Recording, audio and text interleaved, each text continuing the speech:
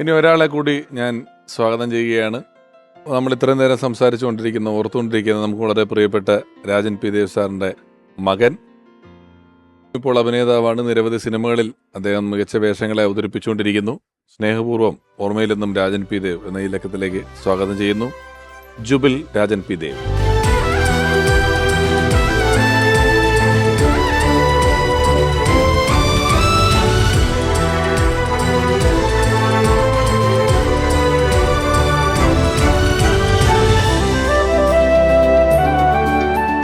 ജുബിൽ, സ്വാഗതം. ചേർത്തല ജൂബിലി എന്ന് പറയുന്ന ട്രൂപ്പിലെ ജൂബിലി ഈ ജുബിൽ എന്നുള്ളതിൽ നിന്നുണ്ടായതാണ്. ജൂബിലി എന്ന് ആദ്യം പേരിട്ടതിന്റെ ഒരു കാര്യത്തിൽ നിന്നാണോ ജുബിൽ എന്ന് പേരിട്ടത്? ജൂബിലിയാണ് ആദ്യം ഉണ്ടായത്. ചേർത്തല ജൂബിലി ലോപിച്ചാണ് ജൂബിൽ ഉണ്ടായത്. ട്രൂപ്പാണ് ആദ്യം അല്ലേ? ട്രൂപ്പ് കഴിഞ്ഞിട്ട് ആ ട്രൂപ്പിന്റെ പേരിന്റെ ഓർമ്മയ്ക്കാണ്, അതെ, ട്രൂപ്പിന്റെ പേര് റെപ്രസെന്റേറ്റ് ചെയ്തിട്ടാണ് ജുബിൽ എന്നുള്ള പേരിട്ടത്. സാധാരണ എല്ലാവരും മറ്റേ മക്കളുടെ പേര് സ്ഥാപനങ്ങൾക്ക് ഇടും. സ്ഥാപനങ്ങളുടെ പേര് മക്കൾക്ക് ഇട്ടേക്കാൻ അപൂർവം ആൾക്കാരിൽ ഒരാളാണ്. ഞാനും ആദ്യമായിട്ട് അതാ ഞാൻ കൺഫേം ആയിട്ട് ചോദിച്ചേ. പല സ്ഥാപനങ്ങളും ഈ പറഞ്ഞ പോലെ മക്കളുടെ പേര് ഇട്ട് തുടങ്ങിയ ആൾക്കാരുണ്ട്. ഇത് ഓൾറെഡി ഉള്ള സ്ഥാപനത്തിന്റെ ആദ്യത്തെ മകനാണ് രാജന്റെ, അത് ജുബിൻ തിയേറ്റർ. രണ്ടാമത്തേതാണ് ഇത്.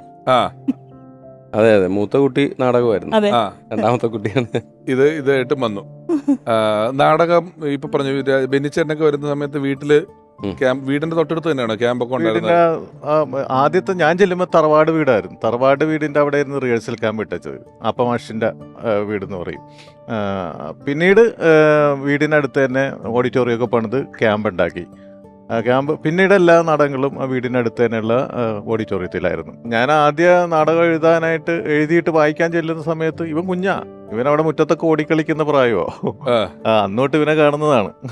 അപ്പോൾ റിഹേഴ്സൽ ക്യാമ്പിലൊക്കെ ഇവൻ വന്ന് അവിടെ രാജേട്ടൻ ഇല്ലാത്തപ്പോൾ ആ കസേരമേൽ ഈ ഒരു ചാരി കസേരയുണ്ട്. അപ്പോൾ ഡയറക്ടറുടെ കസേരയിൽ ഇവനെ ഞങ്ങൾ ഇരുത്തും.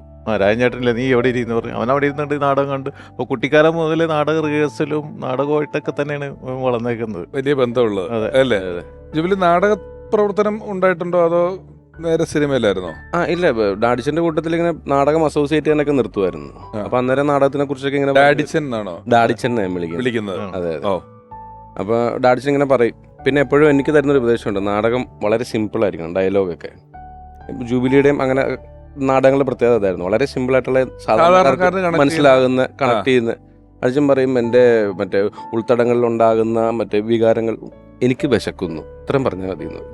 മറ്റേത് മനസ്സിലാകത്തില്ല. കമ്മ്യൂണിക്കേറ്റ് ചെയ്യാൻ വേണ്ടിയാണ് നാടകം. അത് നാടകം കൂടുതലും വളരെ സാധാരണപ്പെട്ട സ്ഥലങ്ങളിൽ അവതരിപ്പിക്കപ്പെടുന്ന ഒരു കലയാണല്ലോ. അതെ. അപ്പൊ അങ്ങനെയുള്ള കാര്യങ്ങളൊക്കെ പഠിപ്പിച്ചു തരുമായിരുന്നു. പിന്നെ ഒരു സ്റ്റേജിന്റെ പോളിസീസ് കാര്യങ്ങൾ ഒക്കെ എല്ലാം നാടകം സ്ക്രിപ്റ്റ് വായിക്കുമ്പോൾ തൊട്ട് അല്ലെങ്കിൽ ഡാഡിച്ചനായിരിക്കും മിക്ക നാടകങ്ങളിലും ത്രെഡ് ഇങ്ങനെ കൊടുക്കുന്നത്. പിന്നെ അതായിരിക്കും ഡെവലപ്പ് ആകുന്നത്. ജൂബിലി ഇപ്പം കളിക്കുന്നുണ്ടോ?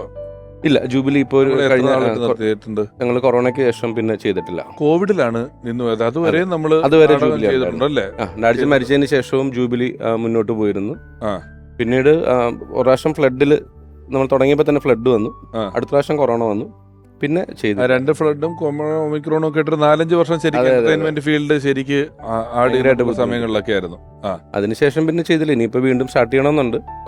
പിന്നെ ഇപ്പൊ ഈ പറഞ്ഞ പോലെ തന്നെ സിനിമയുടെയും അല്ലാണ്ട് ബിസിനസ്സും ഉണ്ട്. അപ്പൊ അതിന്റെയൊക്കെ ഗ്യാപ്പിൽ നോക്കിയിട്ട് വേണം ഇനി ചെയ്യാനായിട്ട്. വലിയ ആഗ്രഹമുണ്ട്. കാര്യം ഒന്നുമില്ലെങ്കിൽ എനിക്ക് ആ പേരല്ലേ ഇട്ടേക്കുന്നേ. അപ്പൊ ജൂബിലി നിന്ന് പോരുക എന്നുള്ളൊരു ആഗ്രഹമുണ്ട്. തീർച്ചയായിട്ടും അത് തുടങ്ങേണ്ടതാണ്. തീർച്ചയായും.